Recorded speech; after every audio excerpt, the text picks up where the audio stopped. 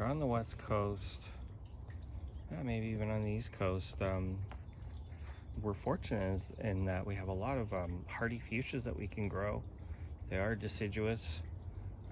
I've read a lot of things that say they tend to be pretty tender, but the varieties I have are pretty vigorous. This is magellanica. I think this is probably the most hardy. And it just looks like those annual fuchsias. I mean, look how many. And this one's just starting to flower. They're absolutely everywhere. And it looks great, kind of mixed in. So, you know, I have these planted for the color. They give you a lot of color and shade, and they do bloom all summer. But they're really great food for hummingbirds. The hummingbirds that fight over these bushes. And when they do get pollinated, you get fuchsia berries and you can actually eat them. Down in South America, I think it might be Chile or Argentina, maybe both, I can't remember. They actually sell the berries in baskets, just like we would, you know, get strawberries or blueberries or whatever.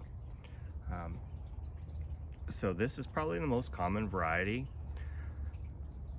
The one thing I will kind of warn about these is they get huge, really huge fast. So I cut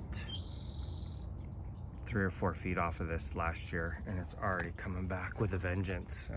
If you have a really nice big shady spot for them, I would definitely plant one and let them go. I'm always cutting them back because they're growing over top of some of my smaller plants. I didn't realize they'd be quite so vigorous.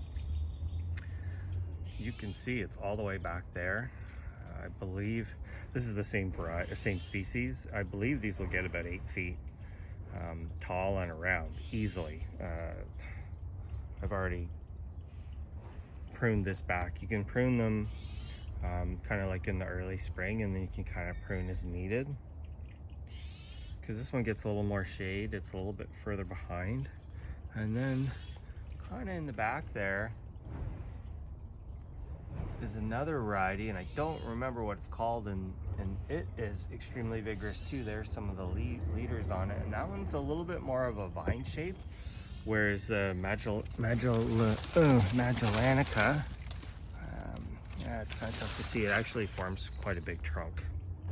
So I want to try hardy fuchsia. Really adds a nice pop of color to the shade and provides food for both you and the hummingbirds. Thanks for watching.